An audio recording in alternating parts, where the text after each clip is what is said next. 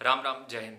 तो आज हम तुम लोगों को 10 ऐसे पॉइंट समझाने वाले हैं जिसको कि फॉलो करके तुम अपनी जो भी रनिंग की तैयारी कर रहे हो शुरुआत के 28 दिनों में यही प्लान फॉलो करना है, ठीक है। इसके बाद हम आगे आने वाले वीडियोस में तुम लोगों को हर हफ्ते 10 दिन के जितना भी वर्कआउट होगा वो सब देते जाएंगे।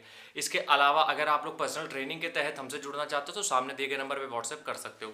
सबसे पहली चीज़ की ये ध्यान रखना है तुम्हें कि हफ्ते में सिर्फ 4 दिन दौड़ना है। अगर तुम कभी नहीं दौड़े हो, तुमने रनिंग की शुरुआत की है, तो हफ्ते में 7 दिन होते हैं, उसमें सिर्फ तुम्हें 4 दिन दौड़ना है। सबसे पहला पॉइंट, ठीक है। इससे बॉडी रिकवर होगी और अगले दिन आप अच्छे से दौड़ पाओगे। दूसरी चीज़, जब भी आप दौड़ना स्टार्ट कर रहे हो तो दो चीज़ें आपको जिंदगी भर याद रखनी है। दौड़ से पहले वार्म अप, दौड़ के बाद स्ट्रेचिंग। इससे क्या होगा, इससे तुम्हारे पैर भरने की समस्या या फिर नसों में खिंचाव जो होता है वो समस्या नहीं होगी। तो दूसरा पॉइंट तुम्हें ये ध्यान रखना है हमेशा, ठीक है।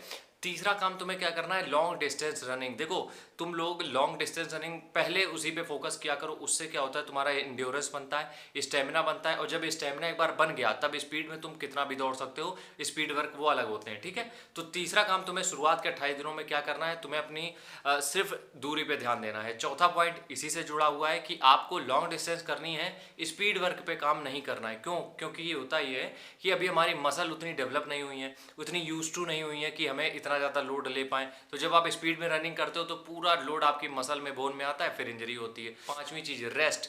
रेस्ट का मतलब यहाँ नींद से है। शुरुआत के 28 दिनों में कोशिश ये करो कि 6 से 8 घंटे की नींद जरूर लो। तुम लोग यकीन मानो, नींद का बहुत बड़ा असर पड़ता है फिटनेस में या फिर रनिंग में। कोई भी स्पोर्ट आप खेलो, नींद का बहुत बड़ा इफेक्ट पड़ता है। तो पांचवा पॉइंट यही है कि प्रॉपर रेस्ट, स्लीप आपको बहुत अच्छे से लेनी है। छठवां पॉइंट, डाइट।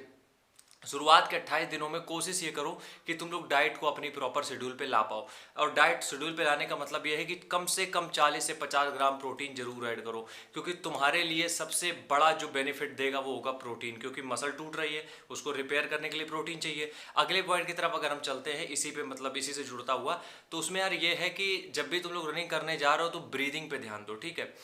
कई लोगों को ये नहीं पता होता है, नाक से सांस लें, मुंह से सांस लें, इसके ऊपर बहुत ज़्यादा साइंस तुम मत समझो। इसके ऊपर अपनी बॉडी को समझो कि तुम्हारी बॉडी क्या अडॉप्ट कर रही है। तो जब भी तुम ग्राउंड पे जा रहे हो यार, तुम्हें लग रहा है कि ब्रीदिंग इस तरीके से बढ़िया हो रही है, तो उसी तरीके से ब्रीथ करो। कोई ज़रूरत नहीं किसी की कुछ भी बातें सुनने की। अगले पॉइंट की तरफ अगर हम चलें तो इलेक्ट्रोलाइट्स। इलेक्ट्रोलाइट्स का मतलब ये होता है सोडियम, पोटेशियम, कैल्शियम, मैग्नीशियम। ये सारी चीज़ें पता है क्या करती हैं? ये सारी चीज़ें तुम्हें यार तुम्हारी बॉडी में करती ये हैं कि मान लो तुम दौड़ के आओ लेकिन फिर भी थक जा रहे हो, ठीक है। या फिर हम ये कहें कि तुमने मतलब नींद भी पूरी ली फिर भी नींद आ रही है दिन भर। जल्दी जब ग्राउंड जाते हो तुम्हें चोट लगती है, वो बहुत दिन तक बनी रहती है। तो ये जो छोटी छोटी चीज़ें हैं ना, ये इसी वजह से होती हैं। तो इलेक्ट्रोलाइट्स का बहुत अच्छे से ध्यान रखना है तुम्हें। और इलेक्ट्रोलाइट्स के लिए सबसे बढ़िया हमने बताया था एनर्जॉल, या फिर अगर नहीं है व्यवस्था तो आरएस पी लो, ठीक है।